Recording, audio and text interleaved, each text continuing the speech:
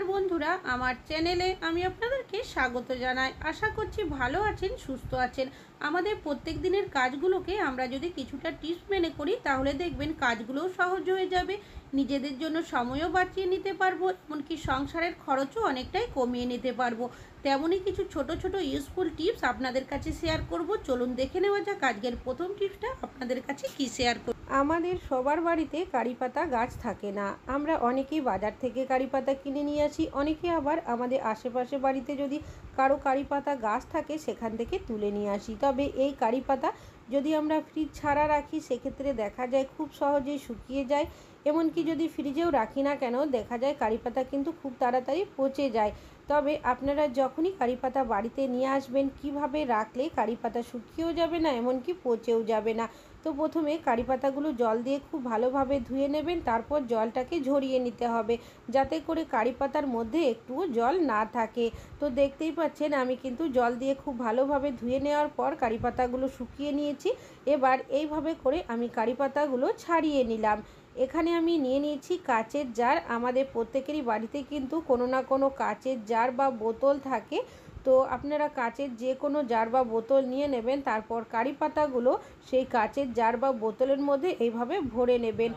কাচের পাত্রের মধ্যে আমরা যে কোনো জিনিস যদি রাখি দেখবেন অনেক দিন পর্যন্ত ভালো থাকে। তো আমি সব কারি পাতাগুলো এইভাবে করে এই জারের মধ্যে ভরে দিয়েছি। আপনারা যদি এই কারি পাতাগুলো ফ্রিজে রাখেন সেক্ষেত্রে দেখবেন 1 মাস পর্যন্ত কারি পাতা কোনোভাবে পচেও যাবে না, এমনকি শুকিয়ে যাবে না। আর যদি ফ্রিজ ছাড়াও রাখেন না কেন এই কারি পাতা দেখবেন 15 দিন পর্যন্ত কিন্তু ভালো থাকবে। আশা করছি এই টিপসটা আপনাদের অনেক বেশি কাজে আসবে। ভালো লাগলে লাইক করবেন। এখন চলে যাচ্ছি পরবর্তী টিপসে। এখন অনেকেই কিন্তু স্মার্ট ওয়াচের ব্যবহার করে থাকি, তবে স্মার্ট ওয়াচগুলো যে জায়গার মধ্যে আমরা চার্জ দিই অনেক সময় তার আশেপাশে এমন কোনো হোল্ডার থাকে না যেখানে আমরা আমাদের স্মার্ট ওয়াচগুলো রাখবো। তাছাড়াও স্মার্ট ওয়াচের যে চার্জারের তারটা থাকে অনেকটাই ছোট হওয়ার কারণে চার্জ দেওয়ার সময় অনেকটাই অসুবিধা হয়, যার কারণে অনেকে আমরা চার্জারের ওপরে এইভাবে রেখে দিই। এইভাবে রাখা কিন্তু উচিত নয়।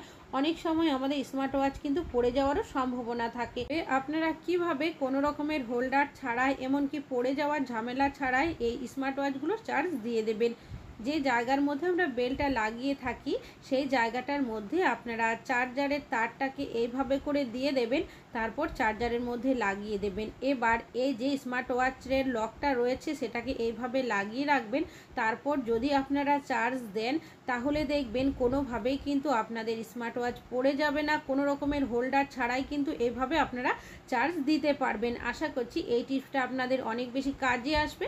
ভালো লাগলে লাইক করবেন। এখন চলে যাচ্ছি পরবর্তী টিপসে। আমাদের যখন নতুন কোনো বাসনপত্র কিনে নিয়ে আসা হয়, বাসনের মধ্যে দেখবেন এই ধরনের কোনো না কোনো স্টিকার লাগানো থাকে, আর এই স্টিকারগুলো কিন্তু আমরা হাত দিয়ে কোনোভাবেই তুলতে পারি না। যদি কোনো জিনিস দিয়ে এটা ঘষাঘষি করে তুলতে যায় সেক্ষেত্রে নতুন বাসনের মধ্যে একটা দাগ পড়ে যায়, যেটা দেখতেও অনেকটাই বাজে লাগে। তো আপনারা কি করবেন, দিয়ে দেবেন সামান্য পরিমাণের গরম জল, কিছু সেকেন্ড রেখে দেবেন, তাহলেই দেখবেন স্টিকারগুলো সাইড দিয়ে কিন্তু উঠতে শুরু করবে। তারপর আপনারা চাইলে এই স্টিকারগুলো হাত দিয়েও তুলতে পারেন, আর যদি হাত দিয়ে তুলতে অসুবিধা হয় সেক্ষেত্রে কোনো জিনিস দিয়ে হালকা ঘষে নিলেই দেখবেন খুব সহজেই উঠে যাবে। আশা করছি এই টিপসটা আপনাদের অনেক বেশি কাজে আসবে। ভালো লাগলে লাইক করবেন। এখন চলে যাচ্ছি পরবর্তী টিপসে। আমি এখানে নিয়েছি বেশ কিছুটা আটা মাখা। আমরা রুটি কম বেশি প্রত্যেকেই বাড়িতে করে থাকি, তবে অনেক সময় দেখা যায় পুরো আটা মাখাটার যদি রুটি করা না হয় কিছুটা থেকে যায় কোনো কারণবশত, সেক্ষেত্রে আমরা কিন্তু এই আটা মাখাটা ফ্রিজে সকলেই রেখে দিই। তবে এইভাবে যদি রাখা হয় সেক্ষেত্রে দেখা যায় আটাটা শক্ত হয়ে যায়, কালচে একটা দাগ হয়ে যায় আটার ওপরে। তো আপনারা যখনই আটা মাখা রাখবেন ওপরে দিয়ে দেবেন সামান্য পরিমাণের সাদা তেল, তেলটাকে দিয়ে খুব ভালোভাবে মাখিয়ে নেবেন। তারপর নিয়ে নেবেন যে কোনো এয়ারটাইট বক্স বা টিফিন বক্সও নিতে পারেন। এইভাবে যদি আপনারা আটা মাখাটা রেখে দেন তাহলে দেখবেন কোনোভাবেই কিন্তু আটাটা শক্ত হবে না, এমনকি আটা কিন্তু আপনাদের কালচে কোনো দাগ পড়বে না। ভালো লাগলে লাইক করবেন। এখন চলে যাচ্ছি পরবর্তী টিপসে। আমি এখানে নিয়েছি বেশ কিছুটা বরবটি। বরবটি আমাদের কম বেশি অনেকেরই বাড়িতে নিয়ে আসা হয়ে থাকে। বরবটির নানা রকমের রেসিপি আমরা করে থাকি, তবে রান্না করার আগে আমাদের বরবটি কিন্তু কেটেও নিতে হয়। অনেকে আমরা বরবটি একটা করে কাটি, একটা করে যদি বরবটি কাটি সেক্ষেত্রে অনেকক্ষণ সময় লাগে, তাড়াহুড়ো তাড়াহুড়োর মাঝে যদি বরবটি কাটতে হয় তখন অনেকটাই সমস্যার মধ্যে পড়তে হয় আমাদের। তো আপনারা যখনই বরবটি কাটবেন কিভাবে কাটবেন যাতে করে খুব সহজেই এমনকি খুব তাড়াতাড়ির মধ্যে আপনারা বরবটি কেটে নিতে পারেন। তো এইভাবে বরবটিগুলো আমি বেছে নিচ্ছি। অনেক সময় দেখবেন পচে যাওয়া বা খারাপ হয়ে যাওয়া বরবটি থাকে, এইভাবে যদি বেছে নিই সেক্ষেত্রে আমাদের কাজটি করতে অনেকটাই সুবিধা হবে। তো এইভাবে করে বরবটিগুলো আমি হাতের মুঠোর মধ্যে যতগুলো আসবে বেছে নিয়েছি। আর অবশ্যই কিন্তু সমানভাবে একটু সেট করে নেবেন। আর বাকি যে বরবটিগুলো রয়েছে সেগুলো আমি সাইডে সরিয়ে রাখছি, পরে আবারও সেগুলো গুছিয়ে নেব।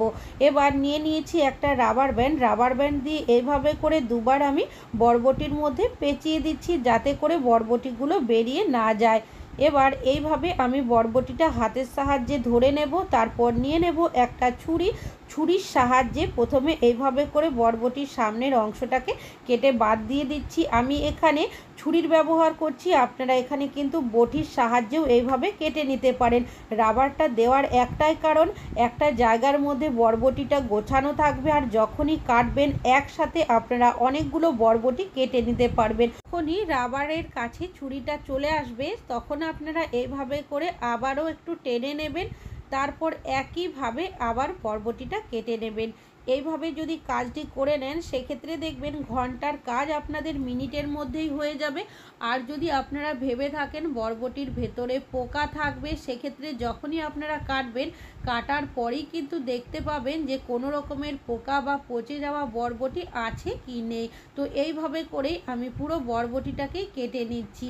দেখতেই পাচ্ছেন বন্ধুরা কতটা সহজে এমনকি কতটা তাড়াতাড়ির মধ্যে আমরা বরবটিগুলো কেটে নিতে পারলাম। আশা করছি আপনাদের এই টিপসটি অনেক বেশি কাজে আসবে। ভালো লাগলে লাইক করবেন। এখন চলে যাচ্ছি পরবর্তী টিপস। আমি এখানে নিয়েছি একটা ফুল ঝাড়ু। আমরা কম বেশি প্রত্যেকেই কিন্তু ঘর ঝাড়ু দেওয়ার জন্য ফুল ঝাড়ুর ব্যবহার করে থাকি।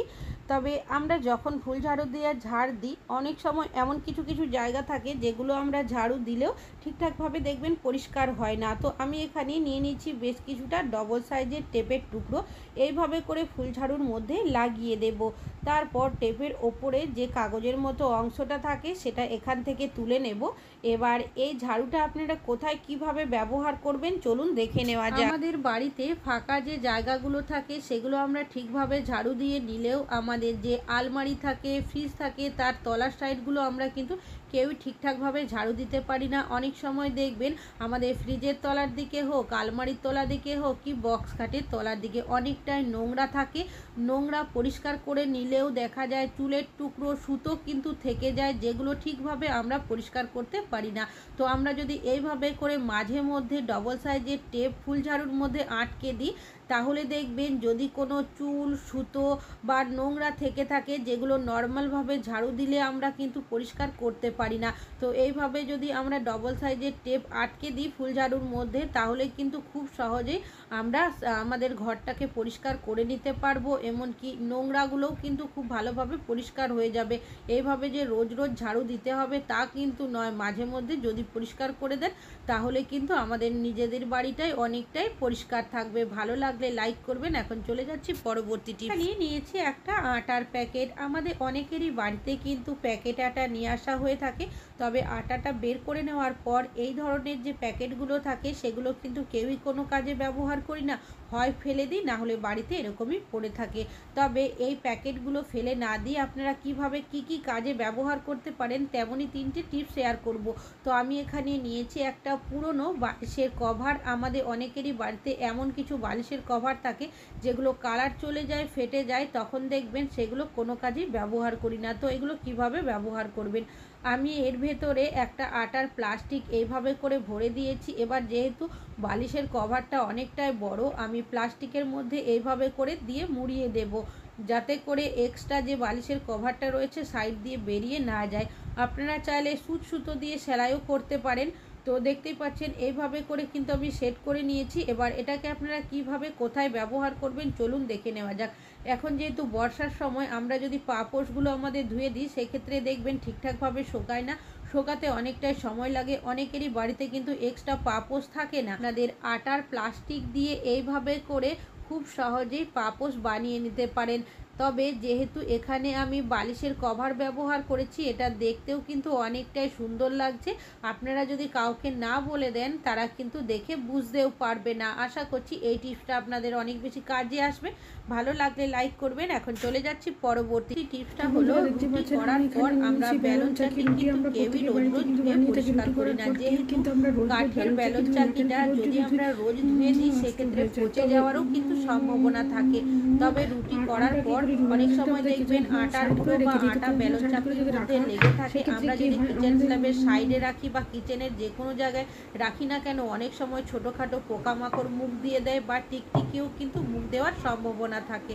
তবে আপনারা যখনই বেলন চাকি রাখবেন, কিভাবে রাখবেন, আমি এখানে নিয়েছি একটা আটার প্লাস্টিকের মধ্যে আমরা যদি আমাদের বেলন চাকিটাকে এভাবে ভরে রেখে দিই তাহলে কি হবে, আমাদের বেলন চাকির মধ্যে কোনো রকমের পোকার মুখ দেওয়ারও সম্ভাবনা থাকবে না, এমনকি টিকটিকিও কিন্তু মুখ দিতে পারবে না। আপনারা এইভাবে প্যাকেটটাকে রেখে দিতে পারেন বা কিচেন স্ল্যাবের সাইড করেও রেখে দিতে পারেন। আশা করছি এই টিপসটা আপনাদের অনেক বেশি কাজে আসবে। ভালো লাগলে লাইক করবেন। এখন চলে যাচ্ছি পরবর্তী টিপসে। আমরা প্রত্যেকে কিন্তু রান্নাবান্না করার জন্য গ্যাসের সিলিন্ডারের ব্যবহার করে থাকি। সিলিন্ডারটা খালি হোক কি ভর্তি, একটা জায়গার মধ্যে যদি বেশ কিছুদিন রাখা হয় দেখবেন সেই জায়গার মধ্যে জং বা মরচের দাগ পড়ে যায়। আর সেই দাগ কিন্তু আমরা খুব সহজেই তুলতে পারি না, অনেকটাই ঘষাঘষি করতে হয়, তবু দেখা যায় দাগটা কিন্তু থেকেই যায়, ভালোভাবে যায় না। তো আপনারা কি করবেন, নিয়ে নেবেন এই ধরনের একটা আটার প্লাস্টিক। তো প্লাস্টিকের মধ্যে এইভাবে করে আমি গ্যাসের সিলিন্ডারটা রেখে দেব।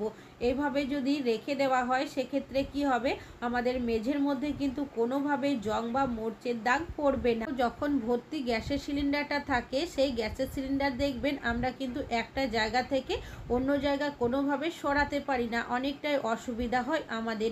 তো আপনারা কি করবেন, গ্যাসের সিলিন্ডারটা যে প্লাস্টিকের মধ্যে রাখবেন সেই প্লাস্টিকটাকে যদি এইভাবে করে ধরে টেনে নেন তাহলে দেখবেন একটা হাতের সাহায্যেই কিন্তু খুব সহজেই টেনে নিতে পারবেন। ভালো লাগলে লাইক করবেন। এখন চলে যাচ্ছি পরবর্তী। আমি এখানে নিয়েছি বেশ কিছুটা আটা। রুটি আমরা কম বেশি বাড়িতে প্রত্যেকেই বানিয়ে থাকি, তবে রুটি বানানোর আগে আটাও কিন্তু মেখে নিতে হয়। তবে অনেক সময় দেখবেন আমাদের হাতে যদি ব্যথা হয়ে যায়, আঙুল কেটে যায়, বা এখন যেহেতু বর্ষার সময় আমাদের অনেকেরই হাতের আঙুলের মাঝখানে দেখবেন ফাঙ্গাস ধরে যায়, তখন আটা মাখতে অনেকটাই অসুবিধা হয়। তো কিভাবে আপনারা একটা গ্রেটারের সাহায্যে আটাতে হাত না লাগিয়ে আটা মেখে নেবেন। আমি লবণটাকে আটার মধ্যে এইভাবে করে মিক্স করে নিয়েছি। এবার দিয়ে দিয়েছি এখানে বেশ কিছুটা পরিমাণের গরম জল।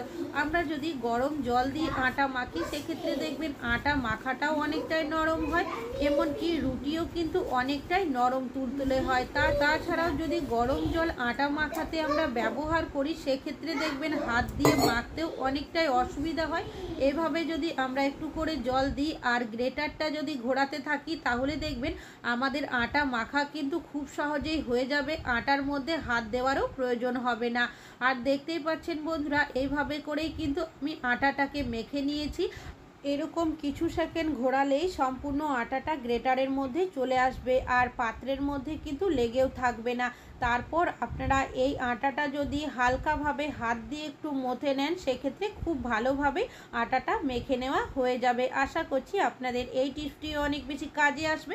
ভালো লাগলে লাইক করবেন। আজকে এখানেই শেষ করছি।